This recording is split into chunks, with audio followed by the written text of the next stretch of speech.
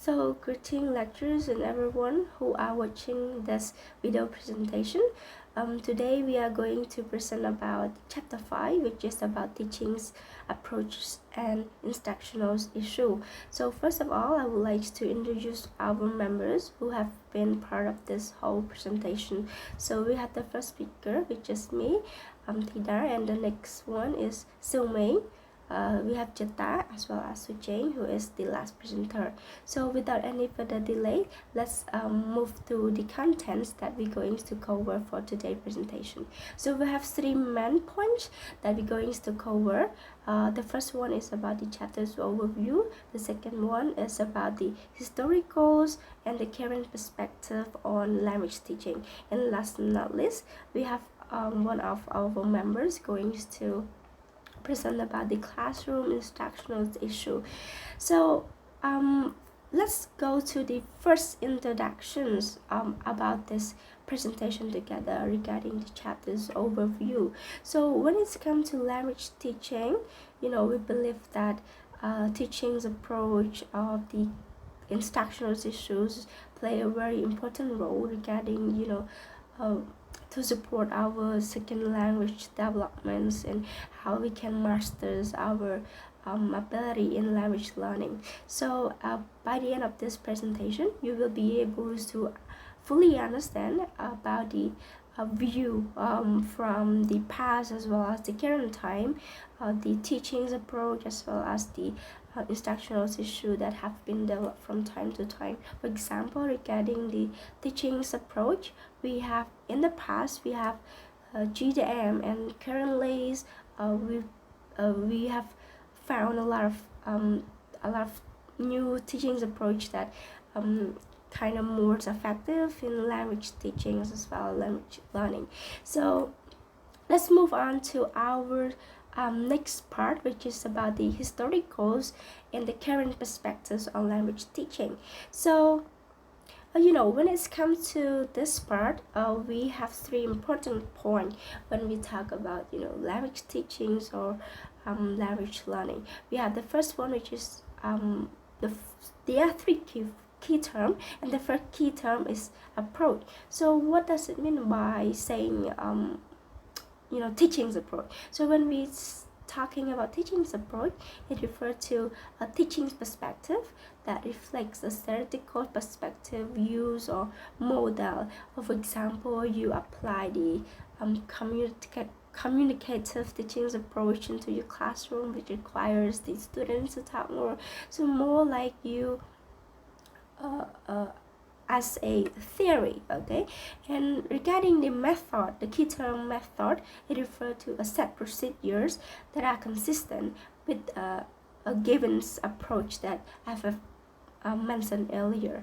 And the last key term, which is technique, refers to a specific classroom tool that you use in your teachings. For example, you use it to teach the to student with a specific technique activity, for example dialogue or language drill, something like that. So we now move on to another point, which is refers to the ancient time regarding the language teaching in antiquity. So back in the past, we believe that the students were taught by learning through the vocabularies or they try to memorize the rules of the grammatical structures, something like that. So in Latin and Greek, they were a predominant language of the widest communications across the Roman Empire. And there's a body text that's known as a harmonometer that were used to described as a standardized text in teaching the student of that Latin and Greeks. So when we talk about the ancient time, we always believe that students will learn passively. They learn passively by listening to the teachers without having interaction with their classmate, with the peers, or even the teachers. So we when as the time goes by, the teachings develop. So the first teaching approach that we found, or we all have known, is known as the grammar translation method. So when we talk about the grammar translation method, what do we mean by that? So usually we know it as a GTM. Okay, so what is GTM? So when we talk about GTM, it refers to the teaching's approach, that the focus of the teaching is we focus on the grammatical structures, or the student memorize the vocabularies, or sometimes they even translate or compare the target language to their own language. So we noticed that the GTM, it has no attention at all to the the focus of the pronunciations, or how we can build our accent in that language. And however, this still practice nowadays, that some language teachers, they still apply this teaching method into the classroom by asking the student to memorize the vocabularies, or to remember the usage of the grammatical structures, and then practice it in a very without having interactions with their peers, or let's say that it is more like teacher centers.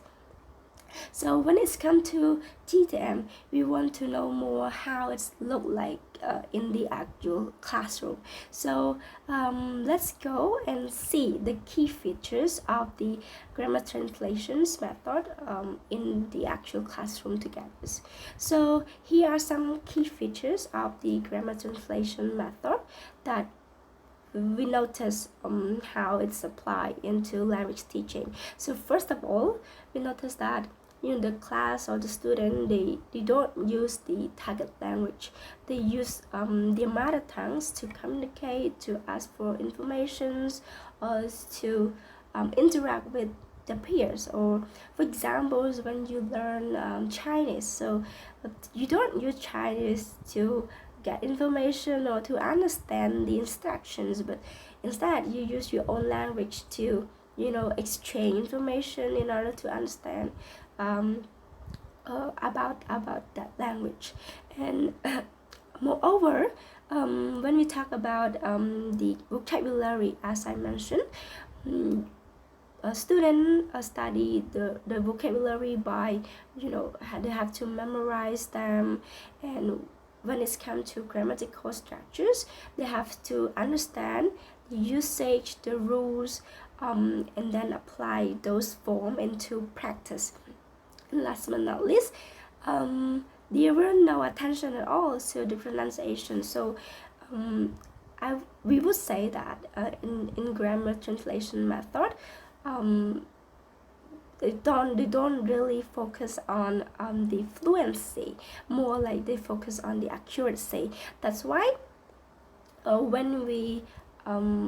when people ask why GTM is still popular among language teachers, because we can see the purpose of the language teaching, like they want to improve the student accuracy, something like that. However, there's a opposed idea that this method is not effective at all to improve the student in order to master the language ability. So there's another teachings approach that comes to replace GTM, and somehow to build more effective ways for the language learner, which is the direct method. And the next teaching approach will be presented by our next members, which is S.Seavmeng. So I would like to give the floors to our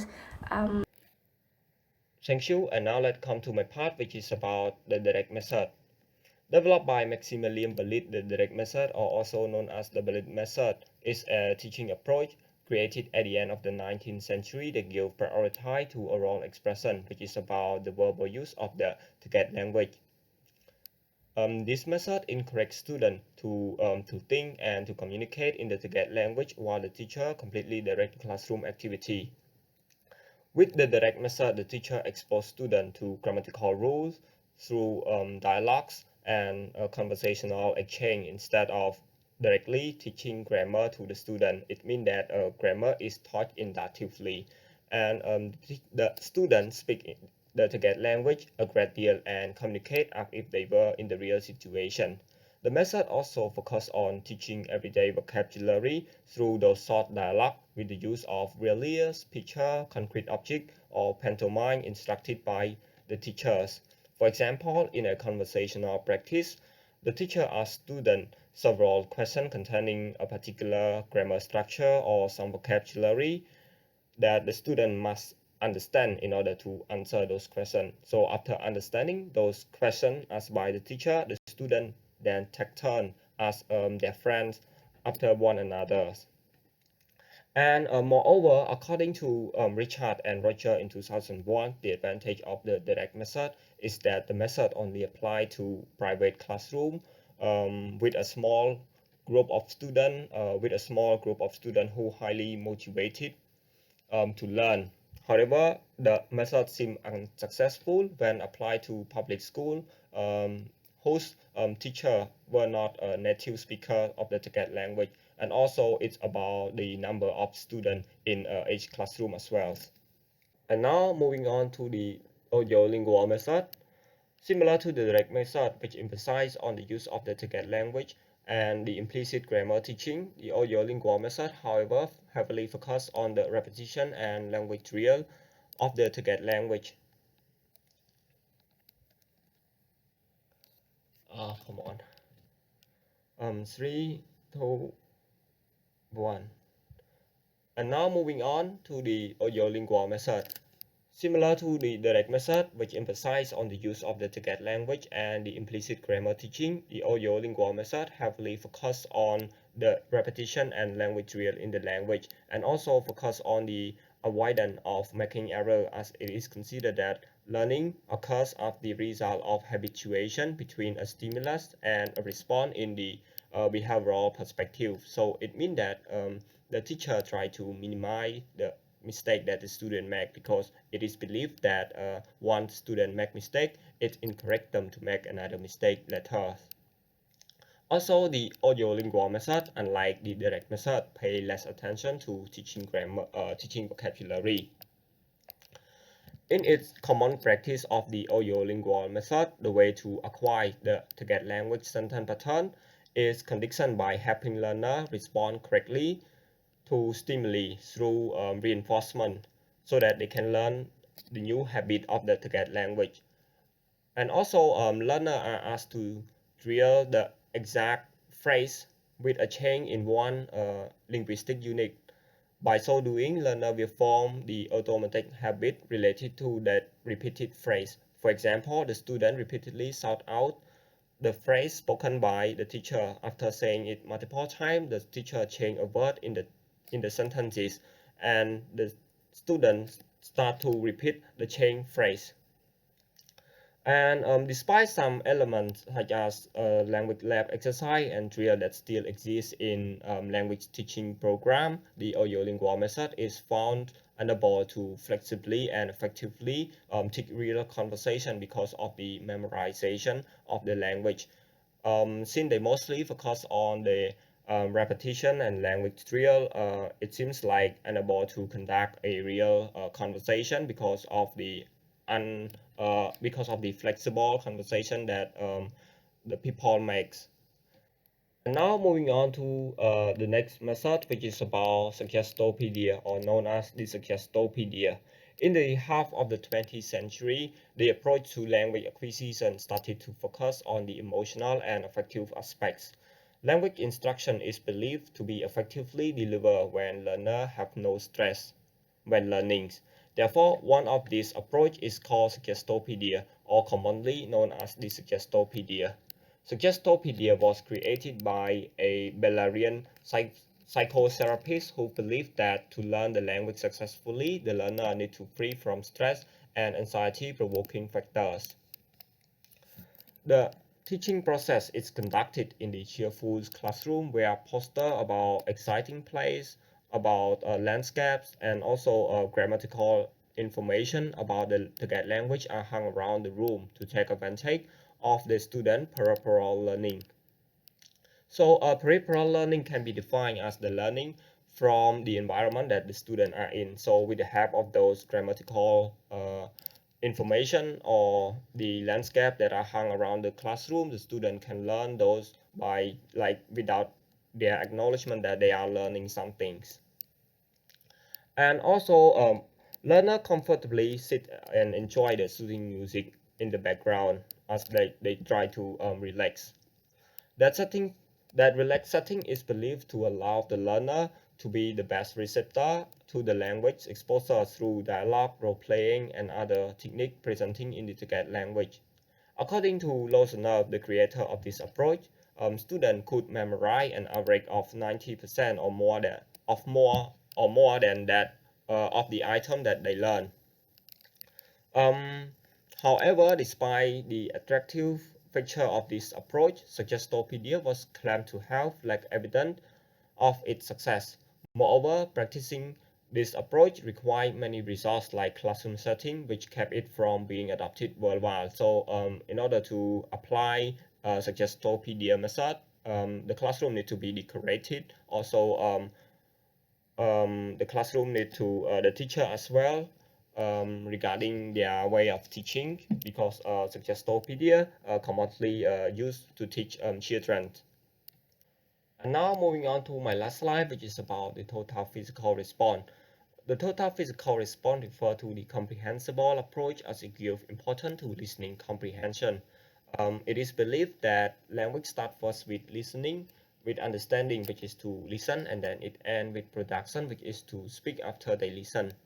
According to Usher in 1969, stating that if the student achieves a high level of listening comprehension, then the transition to speaking may be graceful and non-stressful, which is why this approach mainly focuses on listening first.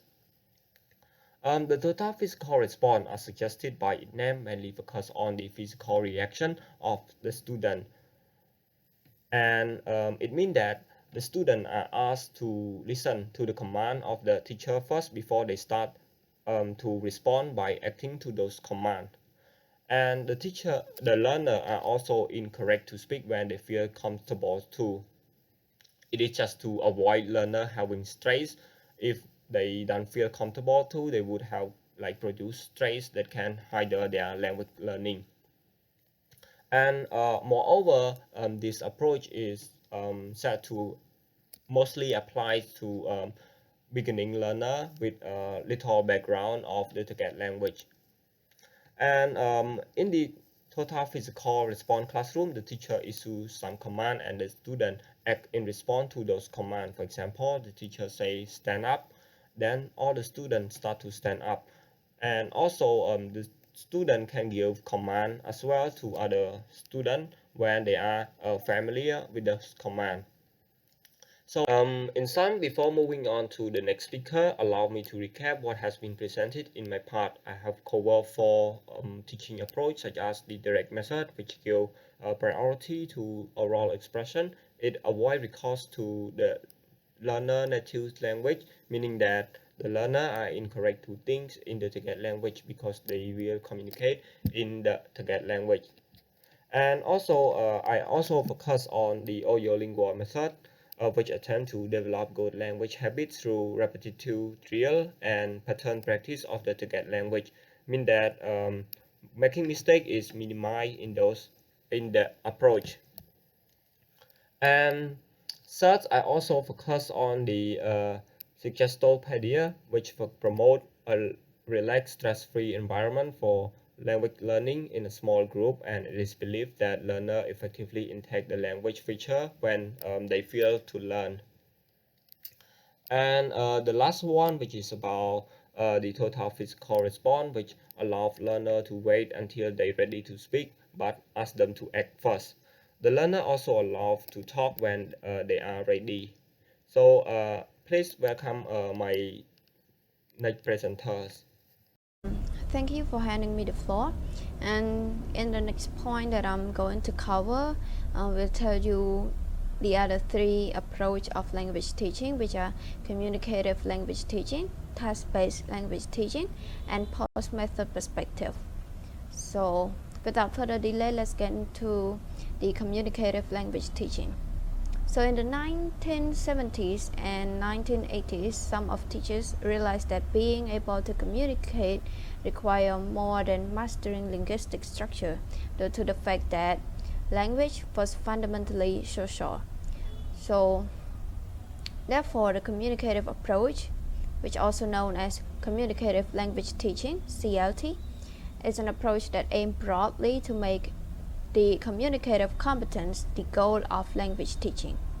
So it is based on the idea that learning a language is only possible if you have to communicate real meaning. They believe that a competent communicator will know when, how, and what to say in different contexts. So there are some characteristics of CLT, which is the first one. Classroom goals are focused on all of the components of communicative competence and not restricted to grammatical or linguistic competence. And secondly, fluency and accuracy are seen as complementary characteristics that underpin communicating approaches. Fluency may have to take priority over accuracy at times in order to keep learners genuinely engaged in language usage. And lastly, students in the communicative classroom must eventually use the language productively and receptively in unrehearsed context, so that they are prepared to be able to communicate in real world. So communicative classrooms promote the use of authentic materials, which are materials that are not specifically developed for the classroom, such as newspapers, magazines, articles, book reviews, and so on, to teach the target language. So communicative language teaching is a popular approach that many schools has been implementing. However, given the lack of specific methodological criteria, there is a considerable variation in the uses of CLT from one classroom to another. So the next approach that I'm going to talk about is TBLT, which is stand for task-based language teaching. So due to the flaws that they perceive in CLT, linguists design another approach which is called TBLT, that is based on communicative language teaching, but it kind of focuses more on task. So the factor that contribute to TBLT was L2 research, which progressively stressed the importance of input, interaction, and output. So in this way, task-based language teaching is strongly related to the notion of meaning negotiation, and the studies also highlight the important role of noticing in language learning. So task-based learning or task-based language learning is one of the approach that grew out of communicative language teaching that emphasize what learners can accomplish with the language through actual learning outcomes in the form of tasks. So linguists designed this approach to maximize the learner's involvement with a given classroom task, and it stresses the necessity of meaningful interactions in L2 acquisition. However, the tasks are distinguished from more standard classroom exercises in a way that they contain objectives that extend beyond solely language aims to include social activity and pragmatic purposes. So in this approach, the concept of task is important, and a task can be defined as an activity in which meaning is primary, and there is some sort of communication problem to solve. So it's meant that students have to exchange their idea to complete the task. So there is some sort of relationship to comparable real-world activity. So it's meant that the activity that the task that given to student must be somewhat related to the real world, so that they can have the real world context. So task completion has some priority, and the task is evaluated in terms of outcome. So learners in task-based language learning are required to mobilize their linguistic skills in finding solutions to real-world problems that they might confront outside of the classroom. So the instructor in this approach is seen as a guide, but it's not expected to provide concrete solution. So for the last point that I'm going to cover, it's called post-method perspective. So the term post-method perspective refers to the view that applying any one method is misguided. So teachers must consider their individual educational situation and play an active role. So Kumaravatilu, hopefully I pronounced their name right. So they argue that increasing globalization, cross cultural interaction, and changes in geopolitical forces are some of the factors demanding a new vision of language education in his articulation of this post-method approach. So educational approaches, in his opinion, must be adapted to each unique teaching setting. So he suggests 3 operating principles to replace the concept of method as the main operating principle in L2 teaching and teacher education. So the first one is particularity, which refers to sensitivity to the specific situation in which the language is taught. And the second one is practicality, refers to the interaction between theory and practice, and it differs from traditional thinking by stressing that teachers are the best equipped to build theory from their contextual classroom experiences. And the third operating principle is possibility, comes from the concept of critical pedagogy, which holds that education is employed as a tool by the more powerful agents in a society to retain that power. So this post-method perspective appeals to people who are aware of some of the serious limitations connected with the numerous L2 teaching approaches over the years. It focuses on each individual instructor roles in learning, from practice and adapting teaching to technique settings. Is one that many L2 teachers would appreciate. So the post-method perspective is a relatively new arrival on the theoretical stage, and it will undoubtedly be stated, examined, and criticized in the next coming years. So that is all for the post-method perspective, and let me recap what I have been presenting so far. So for my point, the first one is communicative language teaching, which is the approach that focuses on the importance of improving students' communicative competence so that they can actually communicate in real life context. And the second one is task-based language teaching, which is focuses on the task that students have to do, like emphasizes what learners can accomplish with the language through actual learning outcomes in the form of tasks. So the last one is post-method perspective, which is the view that applying one method is misguided, and teacher must consider their individual educational situation and play an active role. And that is all for my part. The next point will be presented by Soucheng. Okay, so now let us move to classroom instructional issues. And after listening to the presentation of this part, you will be able to identify the classroom instructional issues such as focus on forms, corrective feedback, the use of native language in classroom, and the application of technology for language learner. So without further ado, let's get started with the first point, which is focus on form.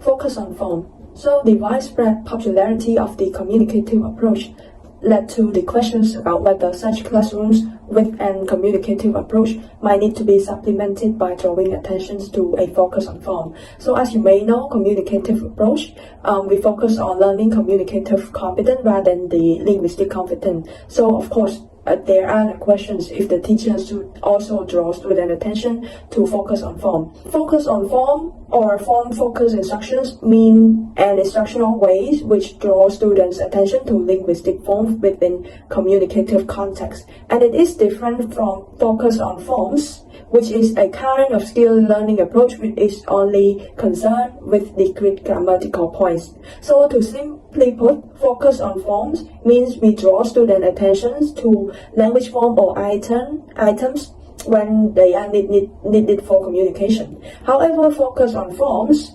mainly focus on discrete grammatical points, like we focus mainly about one specific grammar point. For example, the students go through a reading passage which passive form is used in the text. So besides understanding the meaning of the reading passage, the teacher also draws student attention to the passive form to make sure that they really understand the meaning, the content of the reading rightly. So earlier the example is about focus on form. However, if the teacher used focus on forms approach, then the teacher might use one or two sessions to explicitly teach students about passive form before teaching the reading passage.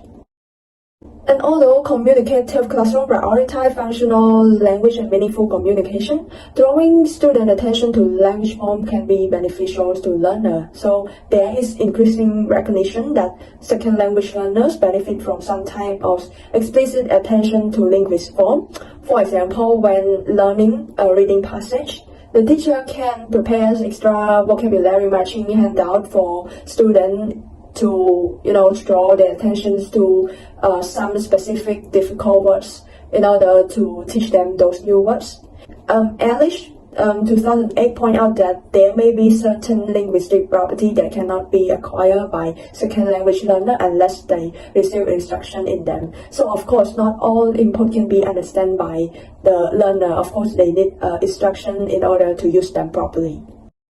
How can we draw the learner attention to a specific grammar point?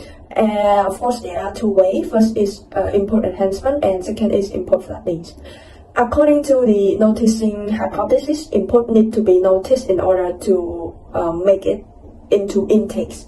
And as you may know, not all input are remembered by the students, so only those they pay attention to. So the way to attract the learner attention is through input enhancement. So input enhancement refers to various means of drawing attention to aspects of the target language, such as underlining or using bold types, so that the student will notice and learn them. However, the effects of input enhancement is different based on the specific grammatical forms used as targets.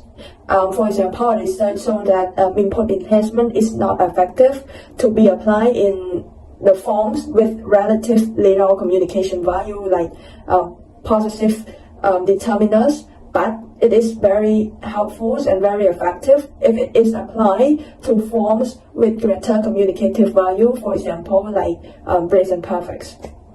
And another similar way to draw student attention to a particular linguistic item is input flooding. And input flooding means exposing learners to substantial amounts of input or examples of a given linguistic feature. For example, like you are going to teach students about the usage of in, but instead of telling them the rule of how to use in the sentence, you give a lot of examples like I am in the room, we are in the room, the bird fly in the sky. So you try to provide many examples instead of telling them, okay, so the word in is used in this way or that way.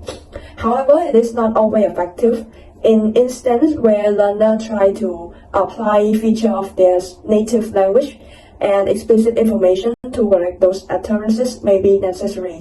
Like for example, when we teach French students about English adverb placements, we should tell them exactly where the adverb should be put in the sentence instead of giving a lot of examples, because it will be difficult for them to understand, because their rules, their language rule is different from English rules.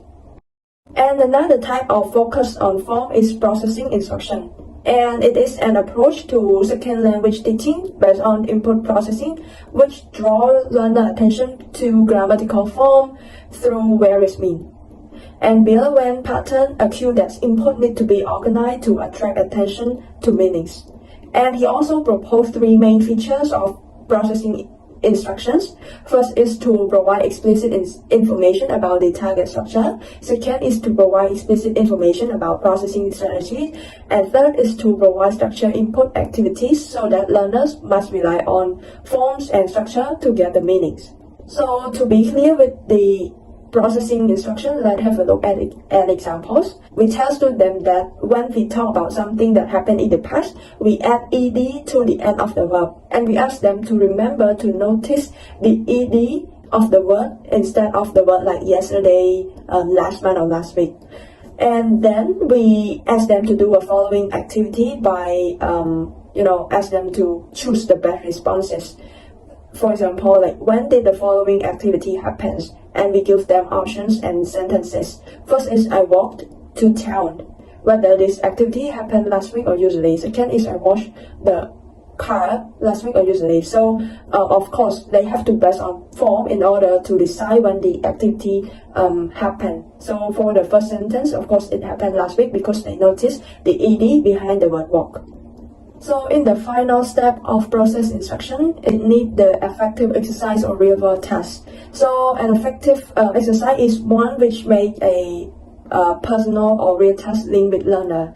So this activity normally requires learner to give an opinion. So there is no right or wrong answer, and they serve to draw the learner attention to the particular form they practice in referential activities. So for example, learner can be asked to judge whether statements made by their teacher are true or false. Like, do you think your teacher is telling the truth in the following utterances? Like, one, I talked to the queen. True or false. Second, I corrected some homework papers, true or false. So all of these are based on real work tasks. And as you can see, the form used for these two sentences are always the past tense. So of course they can refer to the form they have just learned, meanwhile also link it with the real world facts and actual truth. Now let us move to corrective feedback. Of course, choosing the correct type of corrective feedback in the classroom is also important. And corrective feedback refers to providing feedback to the learner, either explicitly or implicitly, that an utterance is not entirely correct. And there are many types of corrective feedback, such as recast, elicitation, clarification, request, meta-linguistic feedback, explicit corrections, and repetitions. And in return, to see which type is more useful, we see the effects on student uptake. And uptake means the learner utterance that follow and incorporates teacher feedbacks. Lister classified corrective feedback into three main categories. First is explicit correction, and it refers to the way that the teacher provides a correct form or the correct feedback directly. Second is recast, and it means refreshing on incorrect utterance correctly.